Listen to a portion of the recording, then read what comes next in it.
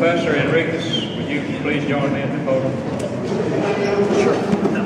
I can say Peter, I don't know about the last name. Okay.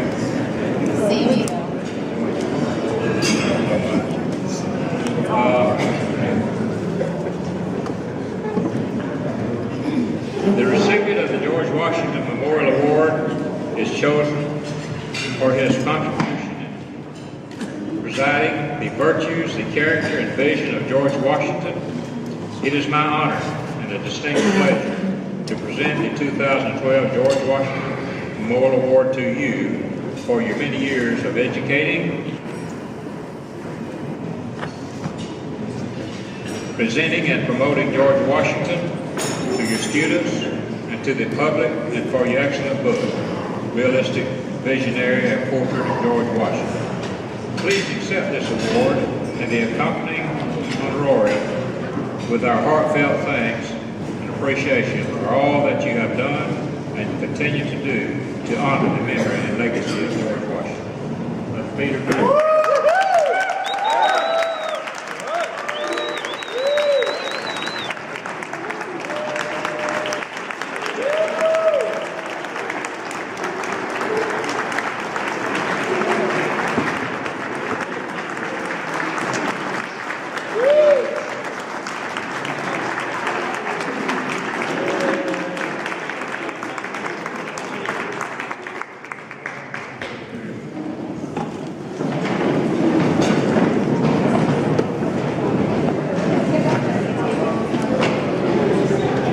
Well, I can't tell you how happy I am to be the recipient of such a prestigious award. And the pleasure is enhanced by having my lovely wife Marlene, now married over 50 years, to be with me.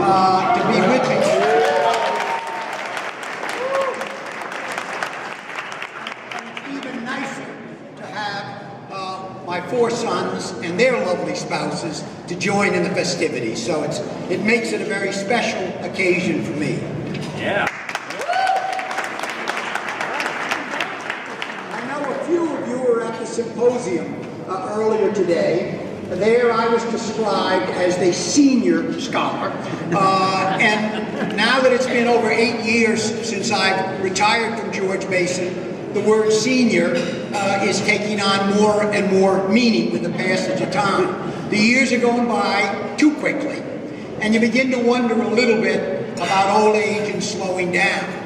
I know I was recently worried about my wife Marlene losing her hearing, and I decided to check with the doctor and see what he might recommend. He said the best thing to do is go home when she doesn't see you, come up behind her, ask her a question.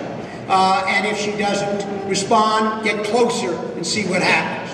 So when I came home, I found Marlene cooking dinner in the kitchen, and I said, "What's for dinner?" And she made no response. So I walked up quite a bit closer and said, "What's for dinner?" Still no response. Then I went up right behind her and said, "What's for dinner?" She abruptly turned around and said, for the 3rd time, "It's chicken."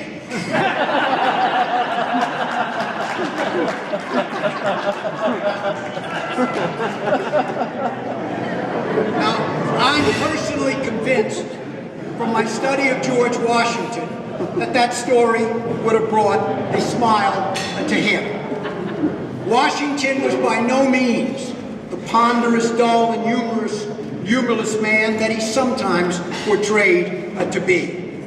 He loved to dance, charmed women, enjoyed good conversation over long, leisurely dinners with members of his military staff and family members. He went to horse races, boat races, and barbecues.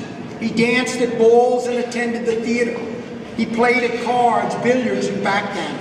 He hunted and fished, and he served his friends with affection and generosity. In 1786, he wrote one of his good friends, "I commend you for passing the time in as merry a manner as you possibly could. It is assuredly better to go laughing than crying through the rough journey of life." I like that last part. It's assuredly better to go laughing than crying through the rough journey of life. James Madison noted this overlooked aspect of Washington. He said, "The story so often repeated of Washington never laughing is wholly untrue. No man seemed to enjoy gay conversation more, though he took little part in it himself. He was particularly pleased with the jokes, good humor, and hilarity of his companions, end quote. Now, Washington lacked Lincoln or Reagan's ability as a raconteur, but he was not lacking in a sense of humor. I imagine, for example, that most of you would not expect the following letter to be written by George Washington, but it was. He had a rather earthy sense of humor. Learning about the marriage of one of his officers after the war was over, he wrote these words: "I'm glad to hear that my old acquaintance, Colonel Ward, is yet under the influence of the vigorous passions. I will not ascribe the intrepidity of his late enterprise to a mere flash of desire, because in his military career he would have learned how to distinguish between false alarms and serious movements. Charity therefore induces me to suppose that, like a prudent general, he had reviewed his strength, his arms, and his ammunition before he got involved in an action. But if these have been neglected, and he has been precipitated into the measure, let me advise him to make his first onset upon his fair lady with vigor, that the impression may be deep if it cannot be lasting or frequently renewed."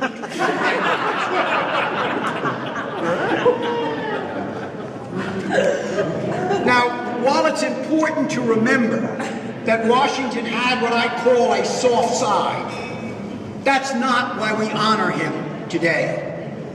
We honor him as the absolutely essential man in the creation of our great nation. There were two distinct creative moments in the American story: the winning of independence and the creation of nationhood. And George Washington was the absolutely central figure in both creations. Without his great skill as a unifier, without his charisma and national vision, the United States of America would not exist as a single independent nation today. It's a record of achievement without parallel in our history.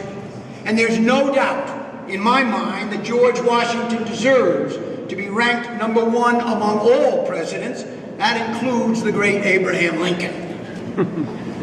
Now, as I was contemplating what to say this evening, I gave thought as what is it about George Washington that I most admire?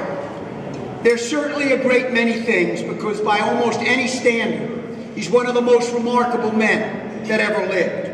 And I know my own life has been greatly enriched by the opportunity to study his. But I decided among the many traits, there were four that were particularly meaningful to me. One was his courage. If there's one thing upon this earth that mankind love and admire, it is a brave man. And George Washington was the bravest of the brave. There's actually a current move led by John White to have Congress award Washington the Medal of Honor posthumously for bravery, and I personally hope it comes to pass. His legendary courage as the Commander-in-Chief was really without pair. He is a frontline general in the real meaning of the word. One of my favorite quotes about the way Washington would face adversity is this: "I hope I shall always possess a sufficient degree of fortitude to bear without murmuring any stroke which may happen to me." A second quality that I greatly admire is his determination. He showed remarkable persistence in pursuit of his goals, regardless of the adversity he faced. This is a tremendous trait, one we need today. Washington had a patience in suffering, as one person put it, that gives him an infinite advantage over other men. A third quality is his judgment. Of course, Washington made errors in judgment, like anyone would. But taken as a whole, a significant reason for his remarkable success was that he was a remarkably astute judge of both men and events.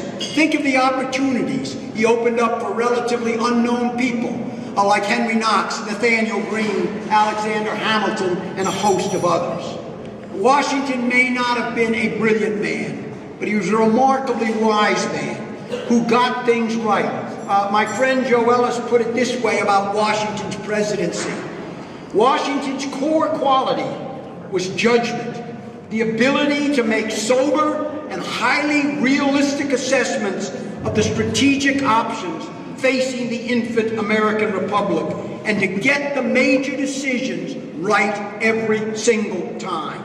One of the reasons it's hard for us to appreciate the depth of George Washington's intellect is that what he said seems in hindsight to be obvious. But to identify while deep in the trenches of conflict what the future would consider obvious is a towering intellectual achievement. Finally, the fourth aspect that most impresses me is his integrity.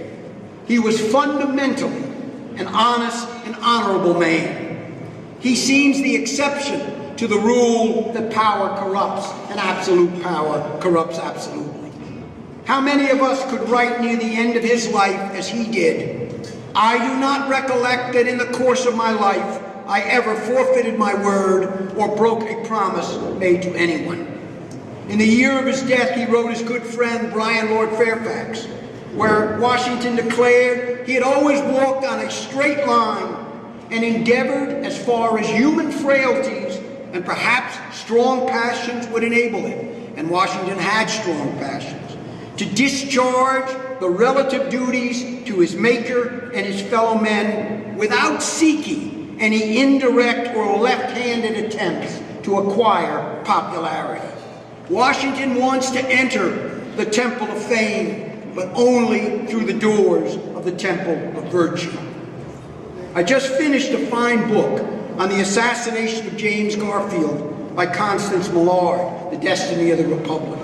She includes this quote from Garfield: "There is nothing in all the earth that you and I can do for the dead. They are past our praise and they are past our help.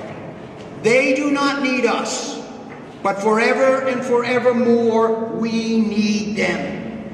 Forever and forevermore we need George Washington. Like a star that might be long dead, and yet we see its light. George Washington's example of a life lived with honor, courage, and service, and with a touch of humor as well, can still greatly inspire. For me to be honored by a group like the Freemasons of the United States, for my efforts in trying to share George Washington with a wider audience, is extremely gratifying. I thank you very much for this honor."